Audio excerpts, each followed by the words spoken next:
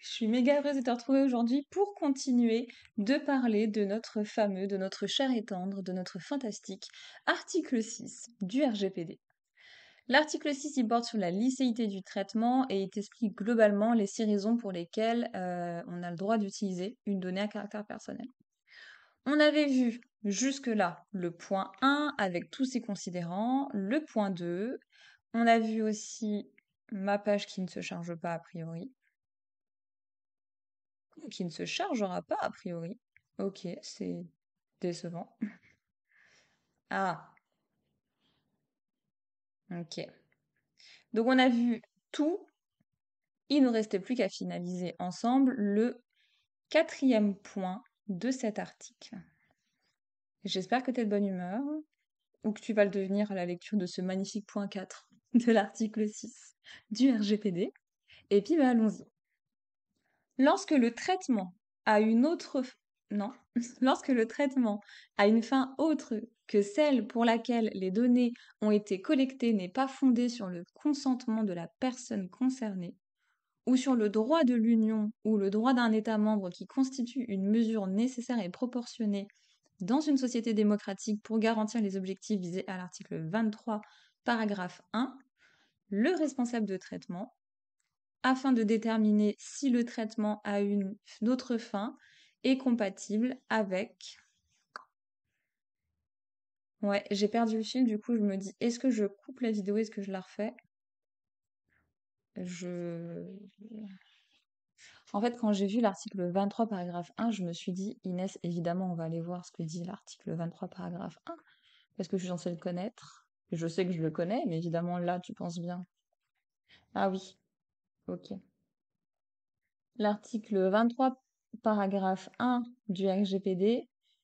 Celui-là, il va nous prendre plusieurs vidéos, il est un peu coton.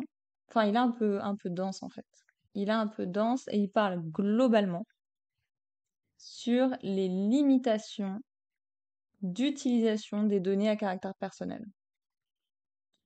Et en gros, ça explique qu'on peut limiter la portée des droits et des obligations prévues par le RGPD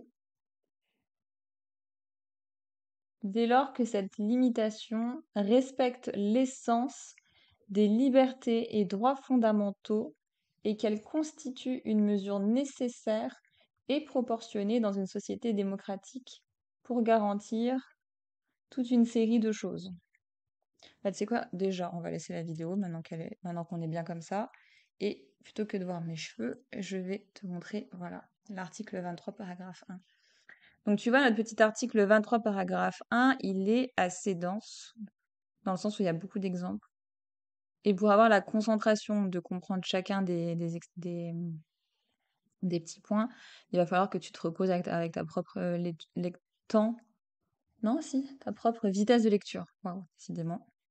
Donc, si on retourne à notre petit article 6.4 qui est à la page 55 et qu'on essaie de garder ça en tête, l'article 23, paragraphe 1 nous explique tout un nombre de raisons pour lesquelles on peut limiter les droits et la portée des obligations et des droits du RGPD si et seulement si on est sur des considérations qui vont bien avec les respects des exigences d'une société démocratique, patati patata.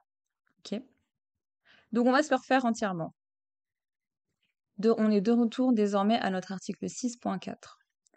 Lorsque le traitement a une autre fin que celle pour laquelle les données ont été collectées n'est pas fondé sur le consentement de la personne concernée, ok, ou lorsque ce traitement n'est pas fondé sur le droit de l'Union ou d'un autre État membre qui constitue une mesure nécessaire et proportionnée dans une société démocratique pour garantir des objectifs visés à l'article 23, paragraphe 1, le responsable de traitement, afin de déterminer si le traitement à une autre fin est compatible avec la finalité pour laquelle les données à caractère personnel ont été initialement collectées, tient compte, entre autres, de l'existence éventuelle d'un lien entre les finalités pour lesquelles les données à caractère personnel ont été collectées et les finalités du traitement ultérieur envisagé. On tient également compte pour déterminer si le traitement ultérieur est compatible avec le traitement pour lequel on a initialement collecté les données. On tient compte du contexte dans lequel les données à caractère personnel ont été collectées, et en particulier en ce qui concerne la relation entre les personnes concernées et les responsables de traitement. On tient également compte de la nature des données à caractère personnel, en particulier si le traitement porte sur des catégories particulières de données à caractère personnel en vertu de l'article 9, qu'on verra plus tard, ou si des données à caractère personnel relatives à des condamnations pénales et à des infractions sont traitées en vertu de l'article 10. Pareil, on verra plus tard. Articles 9 et 10, c'est globalement les données à caractère personnel catégorisées sensibles, qui donc nécessitent une protection supplémentaire. On fait également attention au point D pour déterminer si le traitement à une autre fin est compatible avec la finalité pour laquelle les données personnelles ont été collectées initialement, en observant les conséquences possibles du traitement ultérieur envisagé pour les personnes concernées, et également en observant l'existence de garanties appropriées qui peuvent comprendre le chiffrement ou la pseudonymisation. Et avec ça, on a fini notre point 4. Globalement, notre point 4, il dit que si on veut réutiliser une donnée personnelle collectée sur un fondement qui n'est pas, ah non mais je sais, on est juriste, le consentement ou le droit d'un État membre ou de l'Union qui constitue une mesure nécessaire et proportionnée dans une société démocratique pour garantir des objectifs visés à l'article 23, paragraphe 1. Article 23, paragraphe 1, il dit qu'on a le droit de limiter les obligations et les droits prévus dans le RGPD si on répond à toute à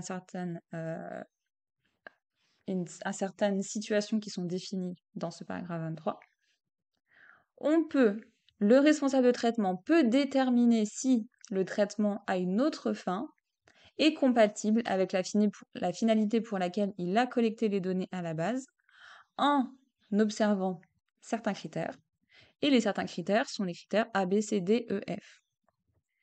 Et si je me trompe franchement pas de ce que je me souviens, on n'est pas trop mal avec le considérant 50. Donc en fait, ce que j'ai envie de te dire, c'est pour mieux comprendre le point 4, relis le considérant 50. Parce qu'il est vachement plus clair. Et le considérant 50, c'est la vidéo d'avant, d'avant celle-ci. Donc refais ça tranquillement, avec ta propre vitesse de lecture et ton propre temps de compréhension. Si tu as des questions, évidemment, tu sais où me trouver, hein, à un moment donné, voilà, je suis présente dans le monde magique de l'Internet. On va se retrouver, toi et moi, demain, ou peut-être pas demain, pour l'article 7 sur les conditions applicables au consentement. Sache que je vais juste faire l'article 7 et que plus tard, je ferai le guide sur le consentement parce que je veux respecter, je veux avancer dans ce RGPD parce que c'est méga cool, mais il faut qu'on avance quand même pour au moins arriver au niveau des droits. J'aimerais bien finir le chapitre 3 avec les droits des personnes concernées parce que c'est hyper important pour nous. Évidemment, le chapitre 4 parce qu'il est vraiment cool. Après, je t'avoue que, je te l'ai déjà dit, hein, mais le chapitre qui me fait moins rêver et que je pense que je ferai pas tout de suite, c'est le chapitre sur les autorités administratives indépendantes. Parce que ça, franchement, ça va servir qu'à nous, hein, enfin, qu'à nous, mes consoeurs et mes confrères. Le reste du monde, a priori, ça va pas être hyper transcendant pour vous. Et après, je pense qu'on tablera direct sur le chapitre 8, les voies de recours, les responsabilités et les sanctions, parce que ça, c'est hyper important et hyper intéressant. Aussi le chapitre 4, je crois, oui, sur les transferts de données à caractère personnel hors Union européenne. Puis bon, on verra comment on avance, hein, j'ai envie de te dire. Enfin bon, on verra comment on avance. Je te souhaite une très très belle journée. Je te remercie d'avoir regardé cette vidéo. Si tu cherches un humain à qui confier ta conformité RGPD, je me présente, je m'appelle Inès.